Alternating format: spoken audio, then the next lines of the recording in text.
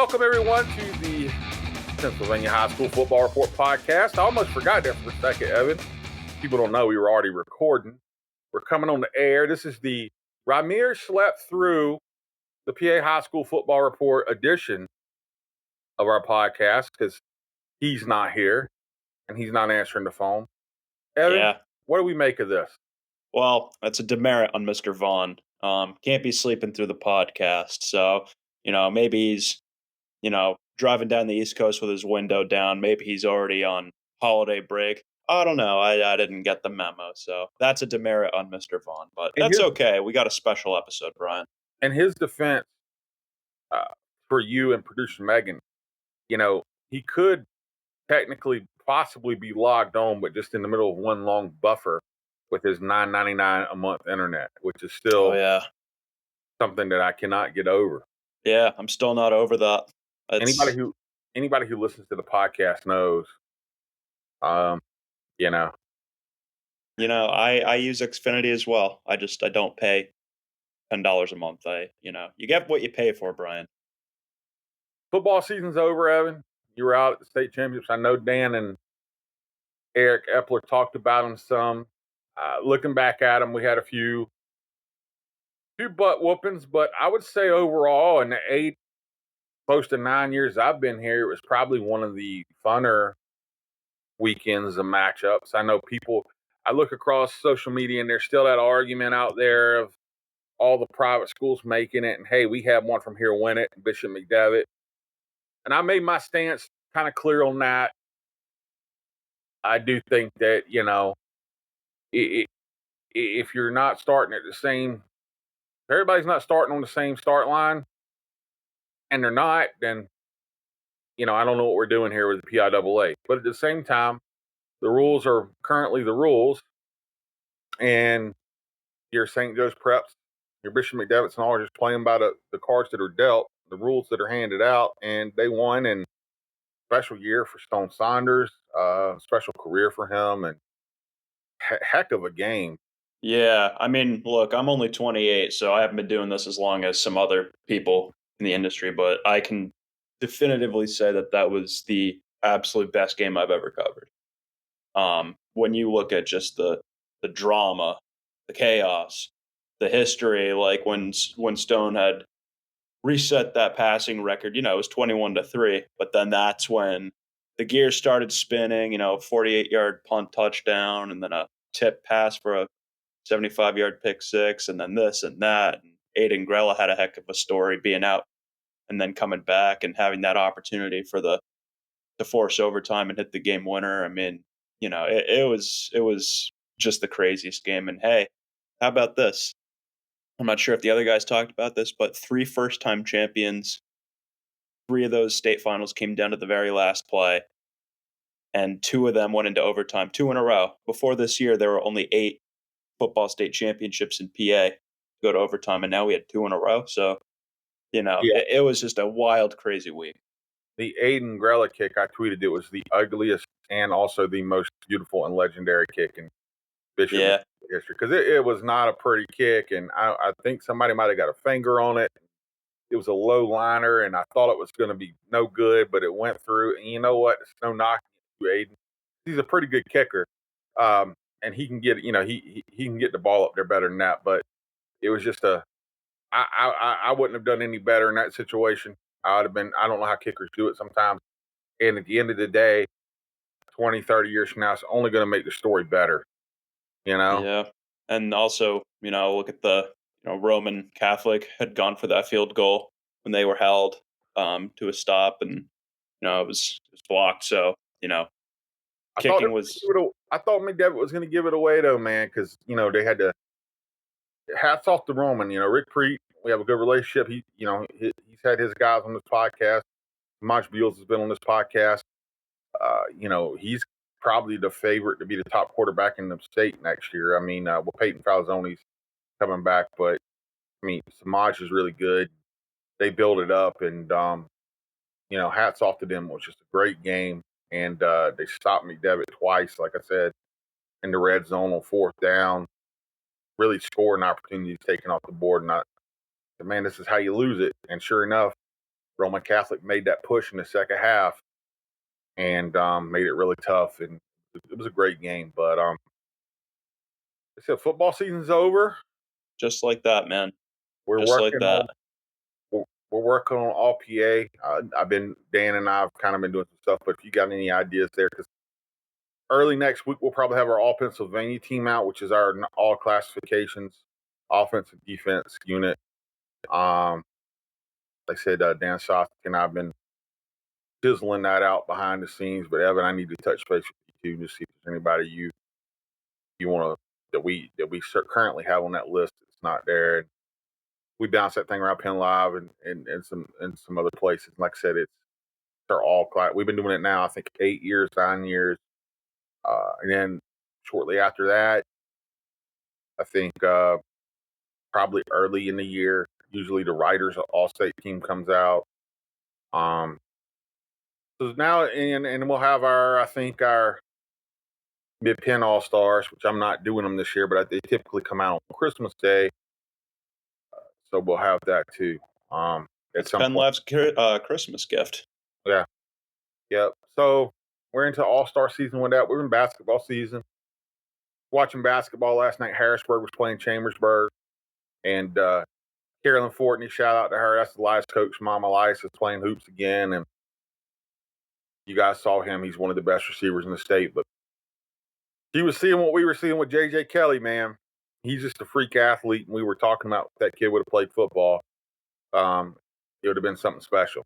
Now Chambersburg's all-time leading scorer, too. Yeah. I mean, look, got a basketball scholarship. And quite frankly, if you can get your foot in the door for an education, maybe even get paid for basketball, you got to chase it over football right now, especially with the head injuries, knee injuries, and stuff like that. But he might be the best athlete in all of Pennsylvania. Like, he could be a multi-time state track champion. I mean, hell, he could be, he could. I've seen what Olympian. I've interviewed the Olympic triple jump champ, Christian Taylor, one of the best there ever was, and he's kind of built like long. You could see, he's got a bright future doing something athletically. Yeah. And one last thing on McDevitt, it was pretty cool. Last night before we're recording this, McDevitt boys basketball played at Steel High, and you got a pretty cool shout out from Steel High for winning a state title in football. I know Dominic Diaz-Ellis is on the boys basketball team for McDevitt, and Steel High gave him a cool shout out and said, "We know type of hard work and dedication it takes to go out and win one of those suckers." So it was a pretty cool moment of like game recognizes game. Yeah, that is a cool deal there from Steel High. And also after the football season, now we've had coaches moving around, and Bill Miller got let go at Northern. I think he's done a really good job there. They've since hired Jeffrey Costello, assisted over at Mechanicsburg. Mechanicsburg had a really good year. Wish him all the best. I do think Bill got the best out of what Northern had in his time there. I don't know that I would have moved on from Bill Miller. They didn't have the greatest year, but like I said, I felt like he kind of always maximized. Well, Northern beat some teams that they probably shouldn't have beat on paper every year, and to me, that's kind of the mark of a good coach. And then, of course, we got the controversial one here where Susquehanna Township has parted ways with Joe Heaton. Obviously, a lot of communities rallying, trying to get Joe Heaton back in there. Joe Heaton's a good dude. I do think some of the stuff around how this has been handled, Evan, I don't know, it just seems a little sketchy. Quite frankly, we've been talking with Hannah around a lot of these rumors, and we were told the Tuesday before Thanksgiving, I was told by an official that there was no changes in the football, in the with the football job. Joe was their coach, and Joe would be their coach. There were no anticipated changes. And on Wednesday, before Thanksgiving, they advertised the job. right and before Thanksgiving. the same official didn't answer the phone until the next Monday, right before they put out the statement, and then denied knowing anything on a Tuesday when we spoke to him. So a little shady. I don't know exactly everything that's going on behind the scenes, but you know, we've been watching that. You know, I say I think Joe's a good dude. I hope everything works out, in the best way for him. There, It's a weird for the time. school. It's a weird time, Susquehanna Township. But one thing I think we can all agree on is there's been quite a showing of community support for Joe Hayden. I think if anything's clear, he has that locker room, and there's a lot of people supporting him right now. So you kind of, you kind of suss it out and kind of like break it down on why it looks like they're trying to get rid of him and what the argument is. Okay, again, for keeping him. And ultimately, there's one side of this coin that seems to say, or one side of this equation that seems to say that with the talent he had, like Lex Cyrus, who's an SEC receiver, now signed with South Carolina, and Garrett Kern, and the guys they had come through there the last couple of years, and even some guys who probably should be playing for Hannah who transferred out. I think that was a big sticker too, like why they weren't able to keep those guys. Um, that he should have done better, wins and losses wise. The other side of the coin is okay. You say that as, and this is where I think you got to kind of look back and get perspective. Um, because you can make that argument and say, all right, maybe Joe should have won some more games with those guys, but look, whatever. That is the argument they're making. I'm just saying that. But then you look at the other side, and the community comes and says, we don't really care about that. I mean, we've been good enough. We made the playoffs. What we care about is that he's been a great mentor to our sons, been a great leader for our sons. And I think when you're a school board and your community's coming to you and telling you they're actually caring more about the impact. And again, it's not like Hannah's been bad. They haven't been bad. They made the playoffs. I mean, they did have a stretch where they didn't win a game for a year and a half a couple years ago. And you would have thought, I think somewhere along the way Joe said this, you would have thought if they were going to get rid of him, they would have done it then, right? But they've rebounded. They've been pretty solid team. They've beaten some good teams the last 2 years, made the playoffs. But when when you're school board, and you make that decision, you say, all right, we feel like with our players, we probably should have won more. We're going to look for a new coach. But then the community comes and says, well, look, we've been good enough, but we really like what he's doing in the school with our kids. I, I mean, at that point, I almost think you got to reconsider.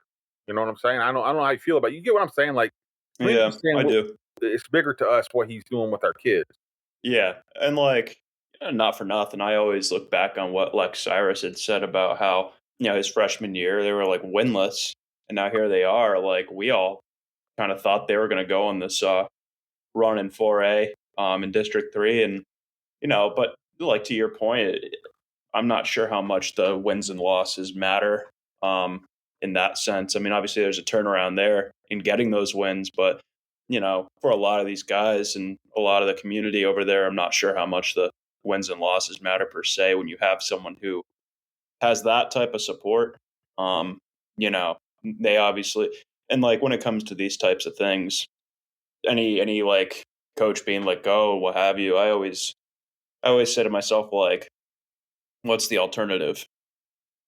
And it's a big decision to move on from a regime. What's the alternative? If you're jumping ship, like you got to make sure that everybody's on board, and it doesn't seem like that's been necessarily the case. Well, the rumors had swirled, obviously, because they've hired Lance Dean as their athletic director. And I'll just go ahead and say, I haven't really talked to Lance. He and I have a good relationship. I haven't really talked to him. I think he's trying to kind of stay out of this situation. He doesn't start until January, and rightfully so, because obviously a lot of people love Joe. I think Lance. I think the world of Lance. I think he's talented and good, and obviously, he works with some great athletes. I think that's a great hire for Hannah to have him come in there. Um, and, I don't. I not heard anything about him. Young guy. I not heard anything about him potentially coaching football there. A lot of people, I think, thought that when he first got hired as athletic director, which is why I think a lot of the rumors initially kicked up. Um, I'm not sure if Joe's out that he wouldn't look. The window's already closed for, I think it was December the uh, 7th or 6th that the window closed for the coach opening for a head coaching position you could apply. So the window's closed. I don't know, and they haven't told us anything about who they're talking to for the job. I don't know if it'll be Lance stepping in there, if that's what they're thinking, or if it's somebody, that they have picked out. We've heard rumors there. Um, there's a lot of stuff swirling around there, but I like Joe. Like I said, that's kind of what you boil it down to. There seems to be one side saying, well, he should have won more of what he had. And then there's the community coming up and saying, well, hey, man, we were in the playoffs. We won enough, and he's making our kids better. And I think if I'm on the school board, and even if I thought we should have won more and I would have made that move, Evan, if the community come out like that and had that message for me, I think I would probably reconsider, you know? So that's where we are with that. Kind of one to watch because we still don't have the final answer there. Yeah, no, it's the off season time, and it's going to be under a bit of a microscope here. I'll tell you what else, Evan, I think last week or the week before we had signing day. I don't know if we talked a bunch about that, but I had Stone Saunders go up to Kentucky, uh, Jared Porter to Delaware. Yeah, it was a really cool day having guys. Sean Lee Jr. came in, his pit swag. I'm sure Dan liked that. The Harrisburg We who ended up playing at Milford. we had a lot of guys coming in. It was cool to kind of see everyone. It's an exciting moment for all their lives with all their school swag for signing day. So it was cool. It was cool. We got a bunch of that stuff on PennLive.com. You guys can go find from signing day some really good players. Santana Young went to Long Island. Like I said, we had a number of guys. We even had a guy from here, Cam Laudenslager, who he lives in the Harrisburg area, but he plays at the McDonough School in Maryland. It's like a boarding school, so he stays there during the week or whatever. He's signed with North Carolina. And now it looks like he might get your boy Bill Belichick as his head coach. Yeah. Which we got to Yeah. have him on here to talk about that. Is the ink dry on that one yet, or as we talk, or The stories are all breaking right now, so we're gonna have Bill Belichick game planning against Partner Doozy and Sean Lee Jr. well, So it's a heck of a time to be alive. for producer Megan, by the next time we have our podcast, Bill Belichick may be 100% North Carolina's coach, and in that case, we can get Cam Loudenslager on here talk about. And I think he's got an interesting story too. Just having still lives in the area, but he goes to school in Maryland and signed with North Carolina, so we can have him on here to talk about that. So that's been interesting. We also have a bunch of really good players who still have not made their college decisions. We have another signing day coming up after the first year in February. And a lot of that's changed, Evan, as we talked before, because of the transfer portal, right? And guys jumping into the portal. It's crazy right now. Like I said, I really do think we should do some kind of like PA in the portal piece. But all these guys, because I think people would just be interested to look down the list of guys locally, and then Harrisburg area, and then statewide who jumped in the portal. We're actually going to have one of those really talented guys on here as our guest, Evan, and that is former Harrisburg standout Justin Cook. Justin was, you didn't get to cover Justin, but really, really talented guy. I think his last year he had 13 interceptions. Yeah, I just missed out on him. I came on board at PennLive October 2nd of last year, so it would have been like week 7 of 2023 season. So I had Yeah. just missed out on His last year, and I want to say he had 13. It was a Harrisburg record. It was 11 or 13. But I'm pretty sure it was 13. I think he had 11 in the regular season, 2 more in the postseason, or something like that. anytime you have double digit interceptions, you're doing something right. Yeah. Well, they moved him. He signed with East Stroudsburg. They moved him to wide receiver. He had a couple all conference years there. Really talented, really fast guy. Really talented as a kick returner too. Really smart guy. And he's jumped into the portal. We want to talk to him a little bit about like his decision, kind of get some insight there. kind of like what it's like getting in the portal at this time. So we're going to get to our guest right now, Evan.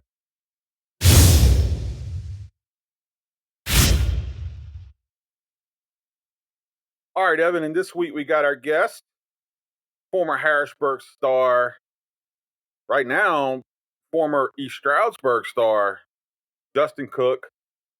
Justin, we want to have you on here this week because it really is an interesting time in college athletics. You look up a bunch of guys are jumping in that portal. You're one of them now. Mm. I even wanted to do like a PA in the portal type piece. Evan, would be cool if we could just round up all the, because there's a lot of good players like Justin who are in the portal.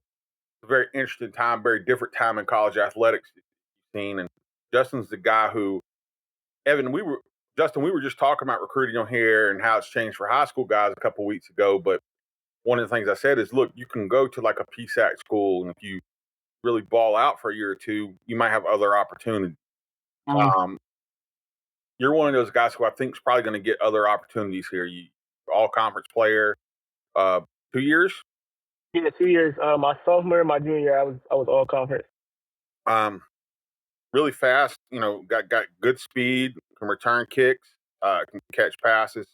But I mean, first let's talk about just what's going on right now with the portal. Your decision to jump in there, and is there any anxiety or any confidence, or what do you? Because there's a lot of guys hopping in there. So like, how do you approach this decision, and how do you handle it, and what led to it? Well, the first part really is just taking in weighing all your options, the pros and cons of it, because obviously, like you said, the portal is it's humongous right now. Through FBS to JUCO to D3, so it's a lot going on. So first, I got to weigh my pros and cons, and really, what came down to it was just I know my ability, and I just want to always challenge myself on the highest level. And I just feel like my time at East Stroudsburg, it was just time to just challenge myself a little bit more, and not only challenge myself, but I just also wanted to try to put myself in a position just to be in the spotlight on a national stage, and just trying to get recognized nationally rather than just in terms of games. Because D2 is great football, PSAC is great football, but it only has such a big spotlight, you know. You really only start to get national spotlight when you get to national playoffs, which we've been in the last 2 years, which is great. But it's just, if I can get somewhere that I'm on a national stage every week, just to show my abilities and so that I can play with the best in the country, then that's what I'm looking for. When did you sort of get the first inklings of, maybe you need a change? How long did it kind of take for you to go through that process? I took about a week. I took about a week after the season ended. I wasn't really thinking about it during the season. I just wanted to make sure that I focused in on every week, was there for my team. And really, it really didn't come into mind until after the season. And I kind of reflected a little bit on my last 3 years. And it really came down to just betting on myself. I'll never bet against myself. I've always put myself in positions to succeed. So that's what I'm doing right now. East Stroudsburg was a dream for you, getting to play college football. But really what you're doing now is chasing the biggest dream, trying to play at a higher level. But when you're established at East Stroudsburg, you have that, you've proven you're a star at that level. And then you put your name in the portal with all these other guys. Is there an anxiety to that? Or like now, how are you looking at the process? Have you heard from schools already, or because you just jumped in the portal? I guess everybody just officially kind of went in. But like, are there any nerves with the situation? Because you were established where you are. Now you're kind of putting yourself back out there, right? Yeah, it really comes down to just, like I said, just betting yourself. There's like a nervousness to it. There's so many people in the country. There's so many athletes in the country. There's so many coaches in the country. But I know that when you ball out, they'll find you. So to me, there's a little bit of nervousness, but I know everything will work out in the end. I have got a few schools talking to me a little bit. I won't mention exactly who, but I've heard a few things. But I'm really just waiting on the process, being patient with the process, and I believe in my abilities. I bet on myself, like I said. So just staying patient. I know it'll come.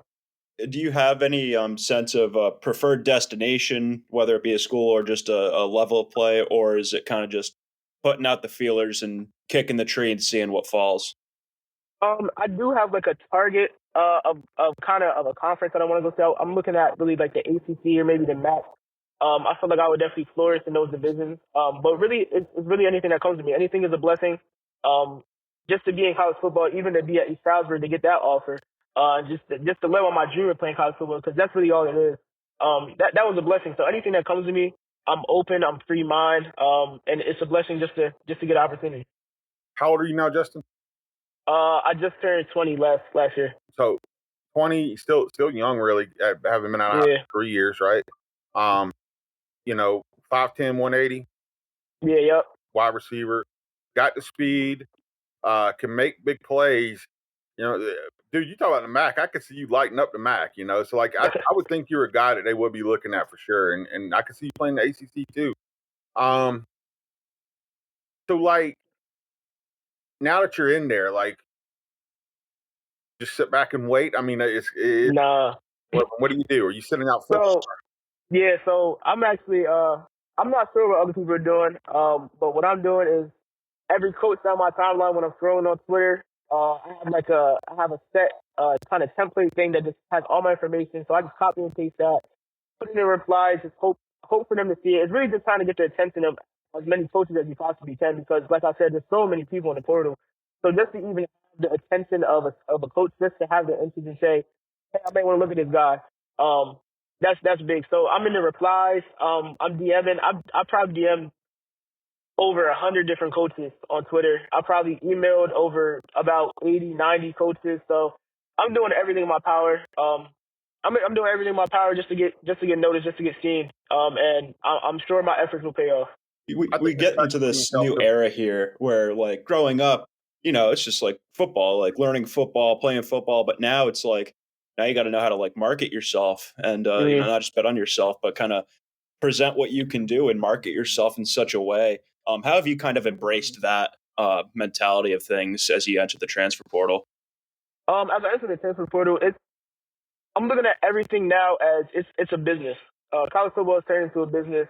So everything that I do has to be in a business mindset and a business aspect, and something that will help my career. If it's not something that can help my career, I probably shouldn't be doing it. So every step that I take is a very strategical step, because I only have but so much time in college football. Everybody only has but so much time in college football. So every step is very vital to the process and very pivotal to your outcome. And my outcome that I want, my outcome and my dream is to be in the NFL, or at least get a training camp invite. So everything is strategic. Everything is very vital to the process. And I think one of the things that helped him too, Evan, I was going to say before you jump in on that, is the special teams aspect too. I mean, at the least, if you get Justin and doesn't crack your top pass catchers, he can help you kick on kickoff returns. The guy can take it to the house. He's got that on film. So and he's a good dude too. Well, what are you studying right now? So I'm studying sports management right now. What I'm looking to do with that, because I actually had a transfer. Well, not a transfer. I just had a major switch.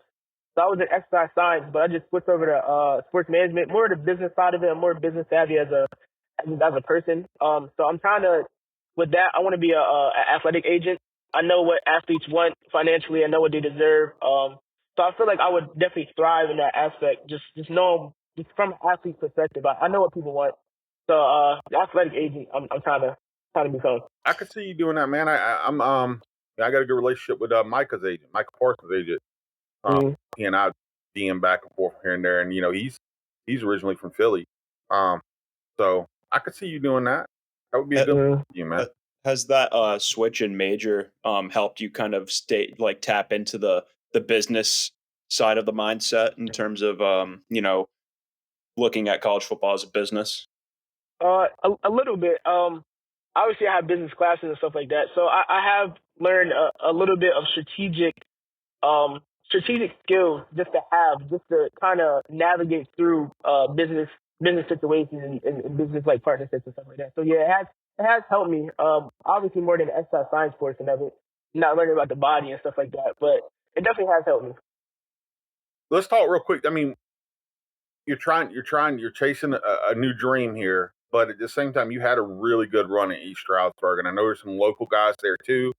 Hard feelings leaving there, just I know probably tough leaving there too, because the success you had there, and I know, like I said, there was a lot of guys there who I think you were probably pretty close with. Mm-hmm. No, it was definitely a tough decision, and that's really what played a part in it too. That was a con of my pros and cons list. Leaving somewhere that I consider family. Not only did they give me a chance when nobody else really gave me a chance coming out of high school, because I had a very first time in high school, but they gave me a chance and they just gave me a platform, even in themselves, just to some of my abilities. And like I said, it was family. It was family. With Coach Swig, it's family. I look at him as a mentor. I look at him as somebody to look up to as a leader. So it's definitely family. Now we have relationships outside of football, so it's yes, I'm leaving and I'm not there physically, but I know they'll always be a part of my heart. They'll always be a part of my life. I can call them whenever I want. I can call them whenever I need anything. So it's still family. It's just like I said, it's just a business decision at the end of the day. So for anybody who listens to this, what's the pitch as far as what they're getting in Justin Cook and if they take a shot at you now? You'll get everything out of me. This is my dream. I'm chasing my dream. A lot of college football now is business, but for me, it's just me chasing my dream. I don't care how much that's given. I work for everything, and it's really I want to get the top training. I want to get the top facilities. I want to get the top work to get to the top. I want everything that I can possibly get to make me the best football player in the end and get me to the position that I want with the NFL. How important was it for you to keep those relationships with East Stroudsburg in good standing, knowing that they had taken the chance on you? You built those relationships there. How important was it to try and keep things on good terms as you ended that chapter?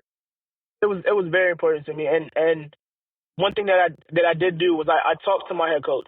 I talked to my head coach and I really broke it down to him and made sure that he understood that it was a business decision. It wasn't anything that I didn't like the school. I didn't like the community.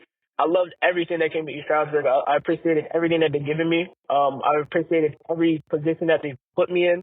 So it was very, very important to me to make sure I keep those relationships on good terms, because it's nothing negative. I had nothing negative to say about East Stroudsburg University at all. Well, Justin, I think like I said, it's an interesting time. We've talked a lot about the portal. Wanted to have you on here to talk about kind of like your journey going into it and what you're looking at, and then I want to circle back with you. Sometime I'm supposed to be off this week, but I do want to circle back with you and do something a little bit more in depth too on PennLive.com, and also, Evan, I do think it would be good to like put together a list of PA guys in the portal, because there's some big names from Central PA and across the state who are now in the portal. Really good players. So like Justin. And Justin, I think you can do it, man. I had my health issues. I've always kind of followed you guys from afar, and I even followed you. I'm still friends with your mom on Facebook. She's always posting about you when you do well. And Yeah. You've had a really good run at East Stroudsburg. I saw the highlights. You can still run, and not everybody can run, Evan. Not like this guy can. So that's something that coaches should be looking at. And again, you get the other piece. You can obviously tell he's a well-spoken young man. He's smart, good dude. And I do think you can do the sports agent thing, man. It just comes out of you, like you could tell. You know what I'm saying? I can see you do. I appreciate it. And, I appreciate it. And in 15 years, we might be begging you for interviews. You'll be telling us you're too busy for us. Nah, I appreciate you guys for having me on. I appreciate the platform that you guys are offering me to get out and to reach more coaches. All right, Evan. So that was Justin Cook. I think pretty interesting. Neat to get some insight from a guy who's really talented. Throwing his name out there at a time, it's really busy time. Going from having something locked in to trying to get something, chase a dream here with his talent. I think he can do it, but I would also be nervous just because there's so many names in that portal. But I think he's going to get a spot. I don't know. What did you think about the interview? What did we learn from Justin this week? Really liked, just the blend of treating it as a business decision in this age of having to market yourself, but also trying to keep that sense of chasing the dream, but doing it in such a professional manner, if you will. I think he kind of just based off the conversation, was really making it a point to exemplify that. So that was one of my key takeaways. So it would have been cool if I were here like a year sooner, a year or two sooner to see him in action in a Cougars uniform. Like I said, man, we got a bunch of local guys in there. Nick Slogic, the tight end from Bishop McDevitt, who went to East Carolina last year to play baseball and football. He jumped in there. There are a couple other names that I know I saw that are local. Ty Kephart, who was at Shippensburg, he's in there. Angel Cabrera. Yeah, I know. He from Hershey. Was it Millersville University? He's in there. So we got a bunch of good players in the portal. Like I said, maybe we could pull that together, and look at that in the next week or two. Good luck to those guys, because I really do think there's a lot of, like Justin, there's a lot of talent out there. All PA's coming up next week, as we said before. Check PennLive for that. It's our all-state team regardless of classification. And all-stars and basketball season. And what else is going on, Evan? We're winding down on college football. We got the playoffs. Got some PA guys in that. It's funny. We're actually planning a little watch party back home in Connecticut for UConn and UNC. So with the news of Belichick and whatnot, that'll add some spice, I'm sure. You guys are gonna you've been watching like the walk-ons play though. Yep. Well, not often I get to watch college football on a Saturday, really, and it's not often I'm back in my old stomping grounds. So got to take the opportunity. That is the one thing about all of this. It's like, which to me they were kind of dead anyway, outside of the big bowls anyway. If you weren't chasing the national championship, they were kind of already dead, because kids were kind of figuring out, well, if I'm a top draft pick, you remember a couple years ago when Bryce Love blew his knee out in the bowl game, the Stanford running back, and he was never the same again. Don't want to risk it. Hey, talking about national championships, my alma mater, Springfield College, furthest New England school ever to get this far in the Division III tournament. So triple option never looked this good. I'll be watching that. I don't even know where you would watch Springfield College play football. ESPN Plus, man. Oh, then I can get it on my TV. Yeah, you can watch the triple option every play, and usually they run into someone who knows how to stop it, but it's taken a little longer this year. It's never taken this long, actually, so we'll see. There you go. Well, look, everybody, I think we got a podcast, Evan. It's the Rymir Schlepp Through the podcast. Shout out to all of our faithful listeners. Happy holidays to everyone. We'll be back next week. I said, Megan, we got a couple things I think we could fire up and record very easily around. Get these shows done and get to the first of the year. And that's a wrap. Evan, tell them how to find you on social media. At Evan Wheaton on Twitter. Megan, tell them how to find you on social media. I am at Savvy Literate, not on Twitter, but anywhere else. I'm also making the switch. I'm on Blue Sky now. I just don't remember my handle. It's just my name, so you can find me there too. I got to get over there. I'm at Sports by B Linder on Twitter, and it is a messy land that Twitter is these days. But every time I open up that app, something crazy meets my eyes, and you never know what you're going to get. Got a bunch of prep stuff there, so check it out there. Follow along, and we'll see you next week.